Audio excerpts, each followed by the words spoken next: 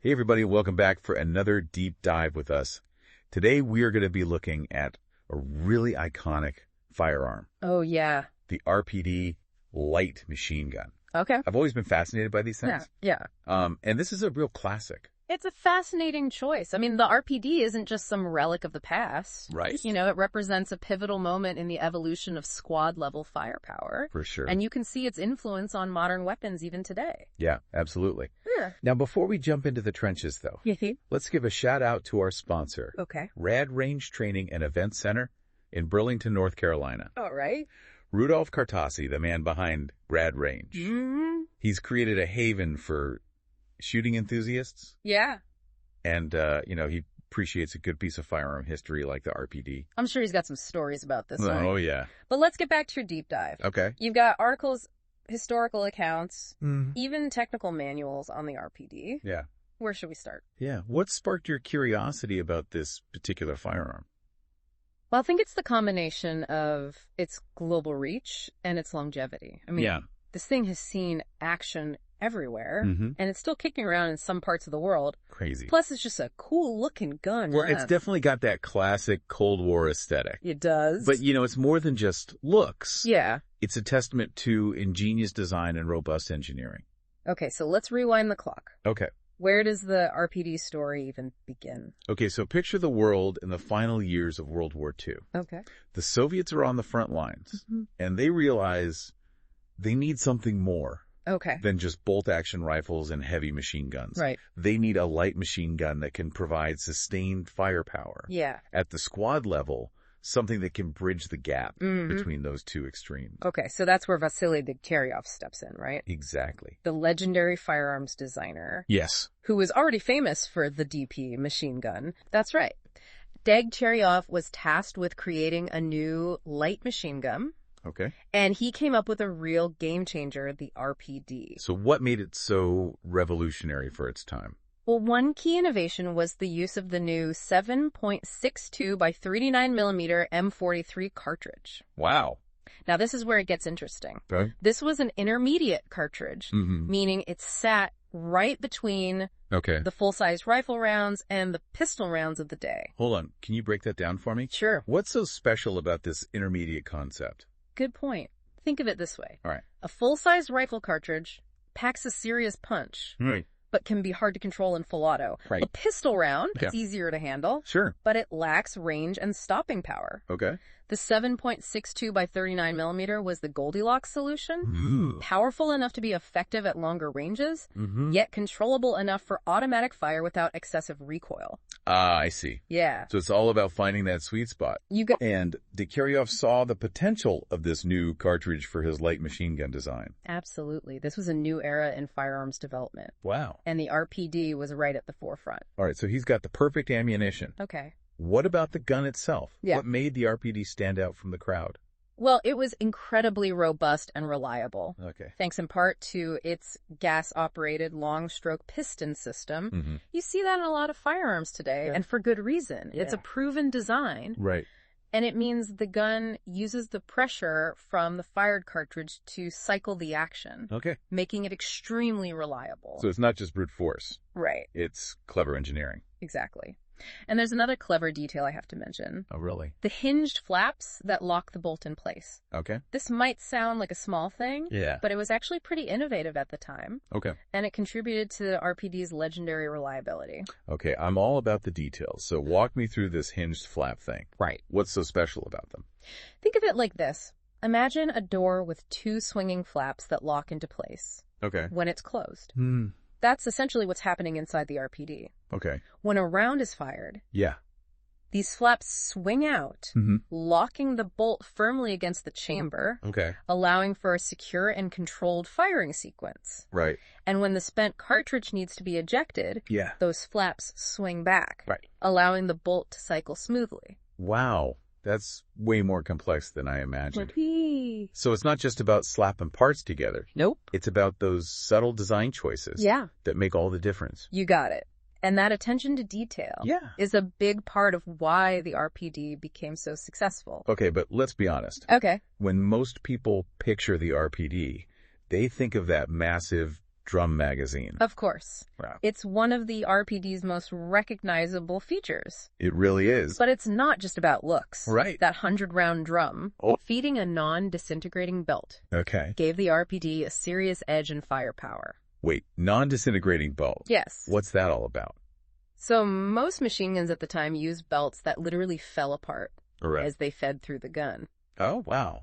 Not the most efficient system, right? No, not at all. But the RPD's belt Yeah. was designed to stay intact, Okay. feeding those 100 rounds smoothly from the drum and back into it after firing. Wow. That meant less time reloading and more time laying down suppressive fire. I can see how that would be a game changer on the battlefield. Yeah.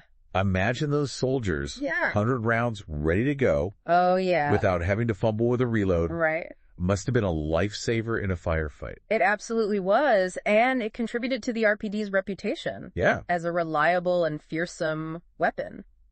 I bet Rudolph Kartassi could tell you a thing or two Oh, I'm sure he could. about the advantages of a high-capacity belt-fed system. That guy knows his firearms. He does. But you know it's not just about brute force. Mm-hmm. I've heard the RPD was also surprisingly accurate Right. for a light machine gun. You're right. The adjustable iron sights allowed soldiers to zero it in Really? for engagements from 100 to 1,000 meters. Whoa, that's some serious range. Yeah. So it's not just spraying billets. Nope. It's actually a precision instrument in the right hands. Exactly. The RPD was designed to be versatile, effective in close quarters combat, Right. and capable of reaching out to longer distances. Okay, so we've got reliability, Mm-hmm. firepower, Yeah. accuracy. Uh-huh. It sounds almost too good to be true. Were there any downsides to the RPD? Well, every weapon has its trade-offs. Right. Remember that bulky 100-round drum we talked about? Yeah. As you can imagine, it wasn't the easiest thing to reload in a hurry. Right. And those drums, while generally reliable, Uh-huh. could be prone to jamming if they got clogged with dirt or debris, Oh, yeah. especially in harsh environments. So even the best designs have their Achilles heel. It happened. I guess that's why they say a good soldier always keeps their weapon clean. Absolutely. Maintenance is crucial for any firearm, Yeah. but especially for one that's seen action in challenging conditions. Right. But even with those drawbacks, Yeah. the RPD's strength clearly outweighed its weaknesses. Okay, so we know the RPD was a favorite of the Soviet military and their allies, but when did it really make its debut on the world stage? Well, even though it was ready for production by the end of World War II, Okay. it didn't see widespread use until the Korean War, Okay. and that conflict was a real proving ground for the RPD. Yeah, I've heard the Korean War was brutal. Oh, yeah. What was it about that environment that made the RPD so effective? Well, the terrain was a mix of rugged mountains, open fields, and dense forests. Wow. A real test for any weapon. Right. And remember that 7.62 by 39 millimeter cartridge we talked about? Yeah. It really shined in that environment. It had the power to reach out across open areas, but it was also controllable enough for close quarters fighting in the forests and villages. So it wasn't just about having a lot of firepower. Right. It was about having the right kind of firepower for that specific situation. You got it. And that's where the RPD excelled. Yeah. It gave the communist forces, Right. who were often facing better equipped opponents, Yeah. a way to level the playing field. Okay. Korea was a significant conflict. Yeah. But for me, the RPD is most closely associated with the Vietnam War.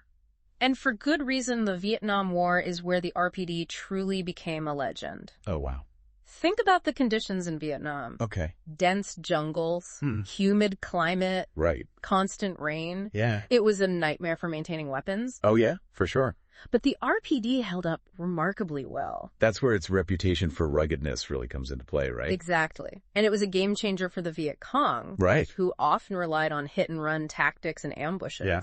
The RPD's high capacity and sustained firepower allowed them to lay down suppressing fire, Right. disrupt enemy movements, Yeah. and even pin down larger forces. I can imagine that distinctive sound echoing through the jungle, Yeah. just raining down bullets. Oh, yeah. Must have been terrifying to be on the receiving end of that. It was a psychological weapon as much as a physical one. Yeah. It represented the tenacity and determination of the Viet Cong, Right. who were often fighting against overwhelming odds. And speaking of overwhelming odds, Yeah, the RPD wasn't just limited to Vietnam, right? that's right. It popped up in conflicts all over the globe. It became a symbol of Cold War proxy conflicts. Wow. Showing up in the hands of Soviet-backed forces in Africa, the Middle East, and Latin America. Wow.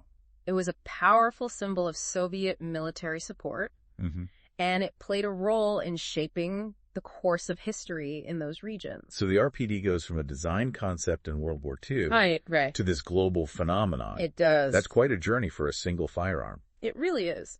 And it speaks to the fact that a well-designed weapon can have a ripple effect, influencing not just military tactics, but global politics as well. It makes you wonder what Rudolf Kartasy thinks about the RPD's lasting legacy. I'm sure he has some interesting thoughts on how this weapon has shaped the world of firearms. But speaking of history, there's another chapter to the RPD story we haven't touched on yet. Okay. It's transitioned from a military workhorse to a civilian collectible. It is, and it speaks to the enduring appeal of this iconic firearm. You're right. It's a fascinating twist. Yeah. So the RPD goes from the battlefields of Vietnam to the gun safes of collectors. Yeah. That's a pretty wild evolution. It is. Well, let's dive into that next. Okay. I'm curious to see how the RPD has found a new life among civilian gun enthusiasts. Yeah. All right, so we talked about the RPD's impact on the battlefield. Yeah. But now I'm curious about its appeal as a collector's item. What is it about this gun that draws people to it, even decades after its heyday? Well, there's a certain allure to owning a piece of history. Right. A tangible connection to the past. And for firearms enthusiasts, the RPD represents a pivotal era. Okay. In firearms development. For sure. It's a classic design, known for its reliability and ruggedness. Right. And its role in various conflicts adds to its mystique. So it's like having a piece of Cold War history. Right. Right there in your gun safe. Exactly. And there's a certain satisfaction in understanding the mechanics of these historic firearms. Right. It's like appreciating a vintage car. You're not just admiring the aesthetics. You're understanding the engineering that went into it. Okay. So let's say someone is interested in getting their hands on an RPD. Okay. What are we talking about in terms of availability? Well, fully automatic RPDs are heavily restricted. Right. In most countries, for obvious reasons. Yeah, of course. But there are semi-automatic versions that are legal for civilian ownership in many places. Right. These are often modified to comply with local laws, but they still retain much of the original RPD's look and feel. So it's possible to own a piece of history without running afoul of the law. Exactly. Now, I bet Rudolf Kartasy over at RAD Range has seen his fair share of RPDs come through his doors. I'm sure he has. He probably has some great stories about collectors and their passion for these historic firearms. But for someone who's considering adding an RPD to their collection, what should they be looking for? What makes a good RPD from a collector's standpoint? Well, like any collectible firearm condition is paramount. Okay. You want to find one that's been well maintained and is in good working order. Yeah. Signs of wear and tear are to be expected on a firearm that might have seen actual combat. Yeah. But excessive rust or damage could be red flags. So it's like buying a classic car. You want one that's been cared for. Right. Not one that's been left to rust in a field. Precisely.